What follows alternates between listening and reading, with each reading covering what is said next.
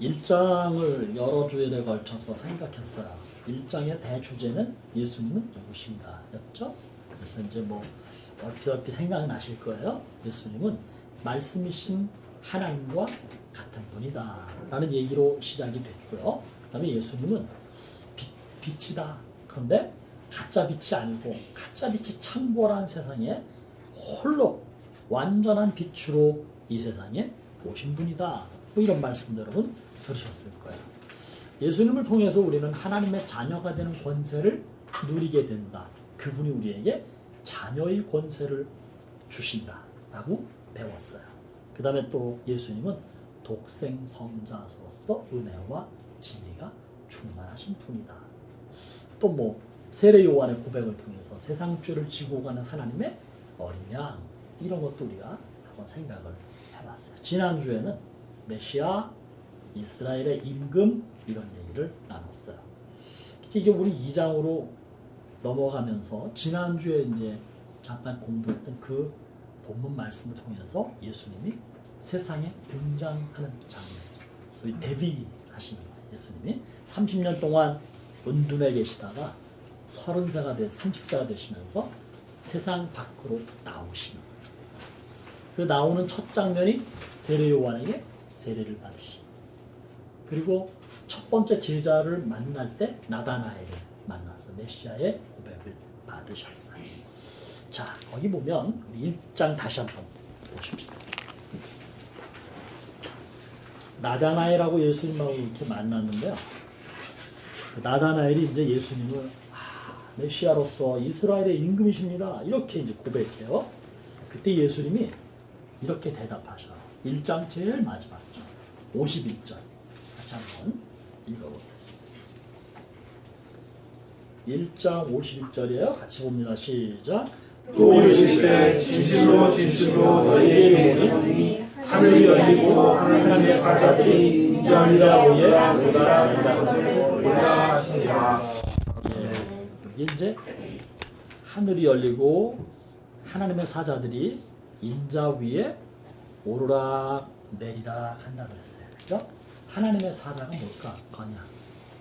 그렇죠. 정확해요. 천사. 하나님께로부터 보냄을 받은 사절. 우리나라도 뭐 미국의 대통령 당선돼서 취임하기 전에 우리나라의 문재인 대통령이 당선됐습니다 라는 소식을 미국에 전하기 위해서 사절을 보내요. 그게 이제 사절, 대사라. 천사.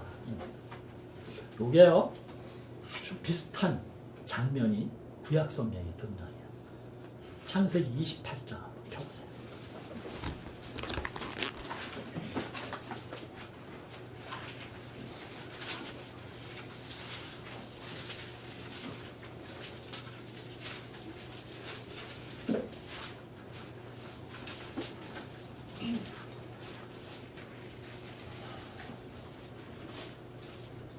창세기 28장 12절입니다. 같이 봅니다. 꿈에 본즉 사닥다리가 땅 위에 서 있는데 그 꼭대기가 하늘에 닿고 또 본즉 하나님의 사자들이 그 위에서 오르락내리락 하고. 마지막 부분 똑같죠. 하나님의 사자들이 오르락 내리락 한다. 제가 뭐 칼럼을 통해서도 한번 얘기했고 설교를 통해서도 한번 얘기한 적이 있어요. 여기서 말고 딴 데서. 제가 이 창세기 28장 아주 좋아하는 장이고요. 요 장면이 제가 성경에서 아주 좋아하는 그림으로 표현돼서 몇 개의 장면 가운데 아주 좋아하는 장면 가운데 하나예요. 야곱이 아버지를 속이고 형에게 돌아가야 할 영적 분깃을 야곱이 가르쳤죠. 여러분 다 아시죠? 아버지가 이삭이 고기를 먹고 싶어 하니까 에서가 아버지에게 대접해드릴 고기를 요리하기 위해서 사냥을 나간 사이에 이걸 누가 정보를 제공하냐면 엄마가 제공해요. 둘째야, 네가 아버지의 분깃을 받았으면 좋겠다. 그래가지고 이 둘째 야곱이 형처럼 여기 털이 많이 난 사람처럼 꾸미고 맛있는 짐승 요리를 해서 아버지에게 뭐 눈도 좀 안 보이고 귀도 좀 어두운 이삭이 감쪽같이 속아서 맏아들 에서에게 돌아가야 할 영적 분기, 즉 축복을 이 둘째에게 해주죠.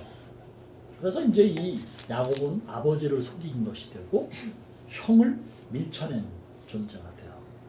아버지의 미움을 받고 형의 추격을 받는 거예요. 어머니가 야곱을 따돌리죠. 너 외가로 가거라.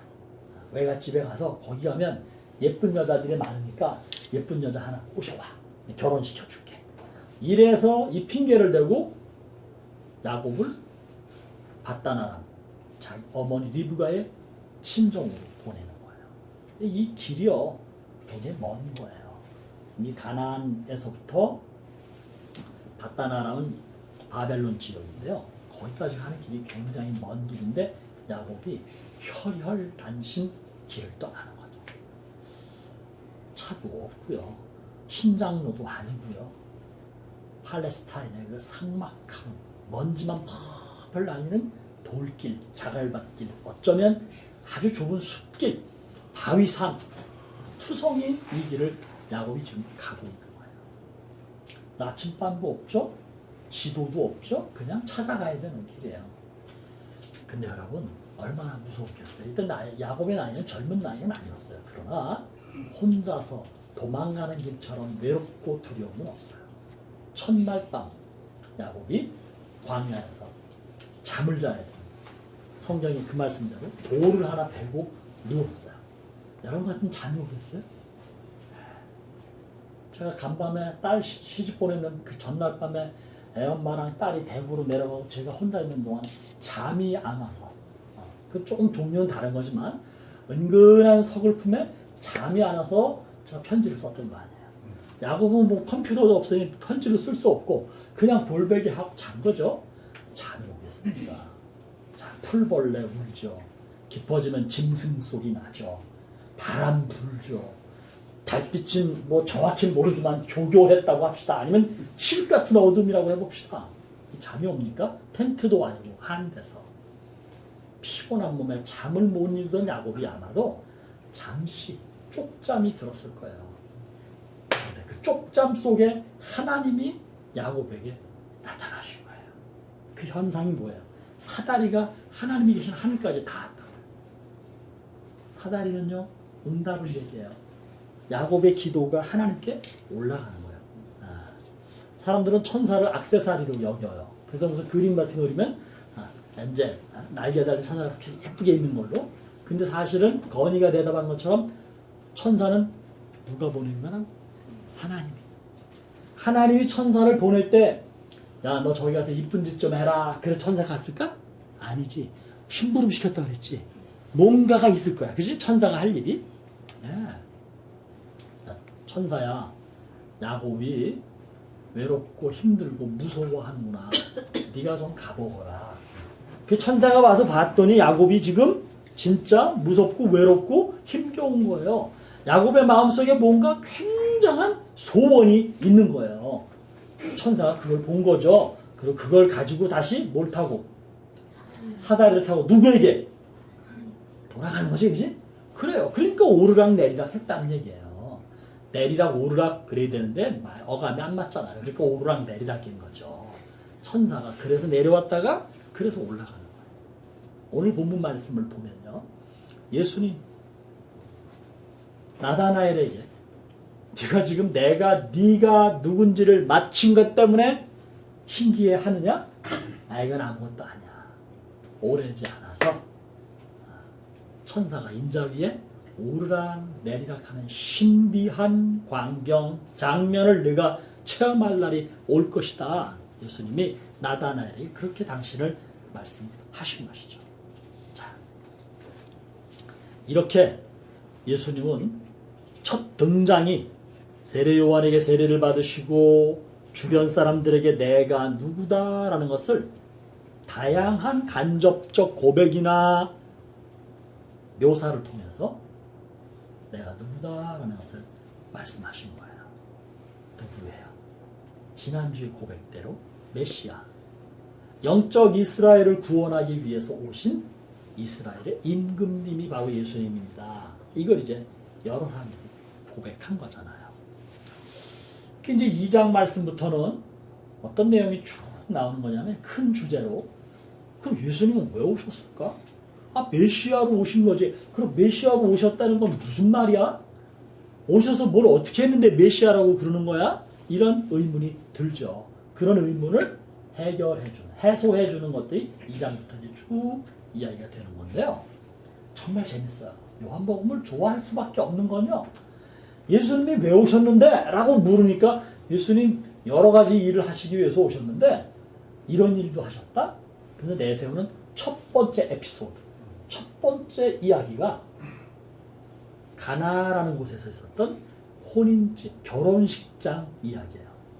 일부러 그런 건 아닌데 절묘하게 제 딸 결혼한 날하고 이 본문하고 맞아서 저도 또 한편 감사하고 기분이 좋았어요.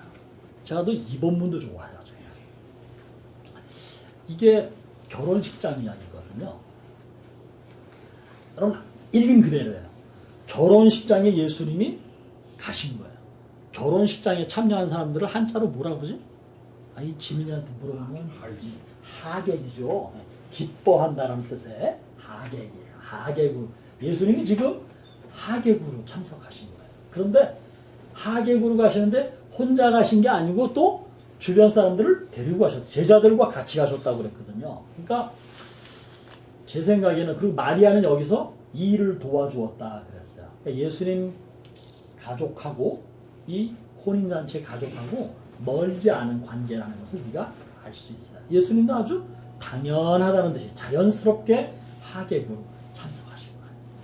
본문의 내용을 읽고 본데 예수님은 이때 뭐 가셔서 이렇게 두드러지게 뭘 하고 싶은 생각이 없으셨던 거예요. 그냥 배고픈 제자들 데리고 잔치집에 가서 맛있는 음식 시컷 먹이고, 야, 이 총 껐더라. 배고프지? 만큼 먹어. 여기 내가 책임질게. 오늘 내가 쏠게. 그게 가신 거죠. 가셔서 이제 제자들도 뭐 다 배고픈 사람들이니까 가서 뭐 아구아구 먹었겠죠. 얼마나 마시고 얼마나 먹었으면 뭐 떨어졌다고? 포도주가 떨어졌다. 제가 볼 때는요, 예수님도 꽤 드셨을 것 같아요. 제자들도 꽤나 퍼마셨을 거예요. 예수님도 포도주 좋아하셨거든요. 자, 오죽 마셨으면 준비된 포도주가 떨어진 거예요. 우리나라도 이 잔치에 아주 중요한 음식들이 있죠. 전라도 지방에 가면 잔치엔 뭐가 올라오죠? 홍어가 올라와요. 경상도 좀 북부 쪽, 안동이나 포항 이쪽 가면 잔치에 또 뭐가 올라오냐면 문어가 올라와요. 이만한 문어가 올라와요. 문어가 없으면 거기도 별로예요. 홍어가 없으면 잔치도 아니라는 거죠. 자, 이 이스라엘 사람들이 포도주를 아주 즐기는데 잔치집에 포도주가 떨어진 상황. 참, 예수님은 그냥 단순히 하객으로 가셨는데, 가셔서 그냥 제자들과 함께 먹고 마시고 축하해주고 그런 자연스러운 장면으로 끝날 뻔했는데 위기가 나타난 거죠. 포도주가 떨어진 상황. 포도주 작년에 한번 담았잖아요. 교회를 위해서. 그때 포도주 담가서 얼마나 걸렸다고 그래? 따친 거? 한 석 달? 3개월. 그죠? 100일 되죠. 보통 숙성 숙성이 되려면 100일 이야기를 해요. 뭐 오미자 같은 거, 매실 같은 것도 밀봉한 다음에 100일 지나서 뜯으면 아주 잘 숙성이 됐다고 그러죠. 술도 그렇게 숙성주들은 최소한 100일이 지난 다음에 따는 거죠. 자, 떨어진 포도주를 뭐 어떡하겠습니까, 이제. 야, 이제 끝났어. 술 없어. 포도주 없어. 이제 돼지고기나 먹고 가. 국밥이나 한 그릇 더 먹고 가. 이러고 말아야 되는 상황. 우리하고 달라요. 우리는 가서 그냥 한술 먹고 한 잔 마시고 뭐 노래 한 잔 부르고 헤어지지만 이스라엘 사람들은 그런 걸 오래 해요. 길게 해요. 우리보다. 몇 날 며칠을 잔치한다고 그러거든요. 그런데 이 포도주가 떨어졌으니까 이 지금 심각한 상황이 된 거죠. 어머니가 예수님께, 예수야, 포도주가 떨어졌구나 라고 한 말씀 하셨다는 거예요. 근데 그 전후 문맥을 본다면 아마 예수님의 어머니 모친 마리아가 30년 동안 예수 아들과 함께 사셨으니까 어렸을 때부터 뭔가 당신의 아들에게서 이상한 기운, 이상한 조짐, 이상한 징조 이런 게 있었겠죠. 외경에 보면 그런 일들이 있어요. 예수님의 어린 시절 얘기들을 하고 있어요. 근데 이제 그게 증거라든가 그래서 불충분하니까 정경에서는 그런 것들을 배제시키는 거죠. 하여튼 뭔가 예수님에게 남들은 범접할 수 없는 이상한 기운이 있음을 알고 있는 마리아 충분히 알 수 있잖아요. 그러니까 예수님이 모친이 예수님에게 이 상황을 이야기했을 때 예수님은 또 30년을 모시고 살았던 엄마를 모르겠어요? 우리 엄마가 지금 저 얘기 나한테 왜 하는지 나는 알지. 나보고 뭘 좀 어떻게 해보려는 거 아니야? 근데 예수님이 아주 냉정하게 거절하죠. 여자여, 이 일이 나와 무슨 상관입니까? 어머니, 말씀하시는 의도는 제가 알겠지만 지금은 제가 나설 때가 아닙니다.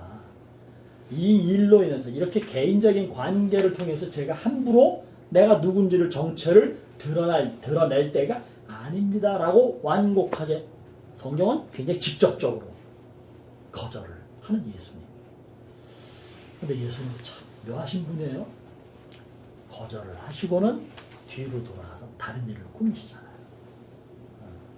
예수님이 했던 이야기 가운데요. 형제 이야기가 있어요. 형은 아버지가 뭘 시키니까 예 하겠습니다. 그리고 돌아가서 안 했다고 그래. 그죠? 동생은 에이 싫어 안 해. 그리고 가서는 했다는 이야기였어요. 누가 더 괜찮아? 라고 물었을 때 비록 거절했지만 돌아서서 마음이 바뀌어서 아버지 말씀에 순종한 동생의 이야기를 예수님 하신 적이 있거든요. 아마 예수님 본인도 그러셨는 거예요. 아니야. 말도 안 되는 소리를 하세요. 우리는 말하면 그런 거죠. 건이나 저 식으로 얘기하면 맨날 말도 안 되는 걸 하고 시키고 그래. 안 해. 건이야 나도 옛날에 그랬구나. 한가라 했어요. 그랬을 거예요. 그런데 예수님이 탁 돌아서셔서는 하셔서 하인들을 불러서 돌 항아리 6개에다가 가득히 물을 채워서 연회장에 갖다 줘라. 제가 이 가나라는 동네를 가봤어요. 여기는 포도주가 원래 유명한 동네예요. 그 실제로 지하 저장고에 갔더니 그 시절에 2000년 전에 쓰였던 돌 항아리들이 있어요. 근데 그게 꽤 커요. 우리 항아리로 말하면 중자쯤 되죠? 중자 항아리. 단지보다 좀 큰 거. 이렇게 간장 항아리 같은 그 정도 되는 것들이에요. 그게 통용되던 돌로 된 항아리인데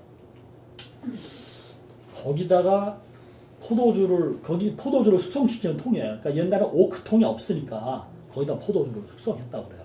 거기에 부피가 얼마나 들어갈까? 몇 리터나 들어갈까? 재보지는 않았지만 그냥 목축으로 짐작으로 보건데 우리가 지금 그 사용하는 포도주 병 그거가 한 2리터 되나요? 13? 2리터 될까? 2리터? 병? 병 포도주. 병 700ml? 2리터도 안 되는구나. 그러면 1리터도 안 된다면 아마 100병은 들어갈 거예요. 100리터는 내가 볼 때 충분히 될 것 같아요. 보통 포도주 비싼 거 말고 그냥 보통 먹는 거 얼마나? 9,900원. 식사가 너무 빨리 대답한다. 좀 머뭇거리다가 얘기해야지. 그거 좋은 거야? 아니 안 먹어서. 포도주 별로 안 좋아해. 우리 포도주를 좋아하시는 다른 분이 한 분 계시죠? 네. 김원준 쌤, 그냥 괜찮다라고 생각되는 거 대충 얼마나 정도 살까? 한 2만 원대. 2만 원대. 그럼 여러분 2만 원짜리 포도주라 칩시다. 그거 100병이면 얼마요? 200만 원. 200만 원. 200만 원이잖아. 몇 개? 그 항아리가? 6개. 2, 6? 1200.